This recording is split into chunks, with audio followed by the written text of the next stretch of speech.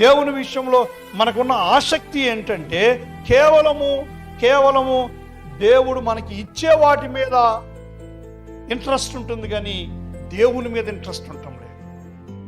దేవుడి దగ్గరకు వస్తే నాకేం వస్తాయి, దేవుడి దగ్గరకు వస్తే నాకేం వస్తాయి, చర్చికి వస్తే నాకేం వస్తుంది కదా, ప్రార్థన చేస్తే నాకేం వస్తుంది, దశమ భాగం వేస్తే నాకేం వస్తుంది. ఎందుకంటే మనకు బోధలు అలాంటివి. మీరు దేవునికి 10 రూపాయలు వేస్తే దేవుడు మీకు 1000 రూపాయలు ఇస్తాడు. దేవుణ్ణి లంచగొండిగా చేశారు.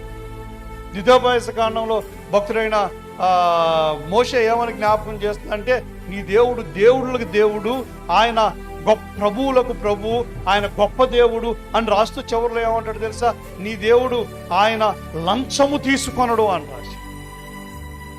నేను ఇస్తే మరలా నాకు దేవుడు ఇంతేసి ఇస్తాడు అంటే అర్థం ఏంటో తెలుసా, నాకు మేలు కలుగుతుంది. ఒక ప్రభుత్వ ఉద్యోగి దగ్గరికి వెళ్ళి లంచం ఎందుకు ఇస్తాను, ఆ లంచం ఇస్తే నాకు మేలు కలుగుతుంది కాబట్టి.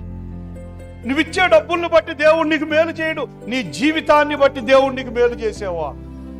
నువ్వు ఆయన బిడ్డవు కాబట్టి మేలు చేస్తాడు. ఇంకా నీ జీవితాన్ని బట్టి కూడా కాదు, ఆయన ఏమై ఉన్నాడో దానిని బట్టి నీకు నాకు ఆయన మేలు చేసే దేవుడు. చాలా పర్యాయాలు ఆయనను మర్చిపోతున్నాం, ఆయన ఏమై ఉన్నాడో పక్కన పడేసి ఆయన నాకు ఏమిస్తాడు అని దాని మీద ఆసక్తి ఎక్కువ.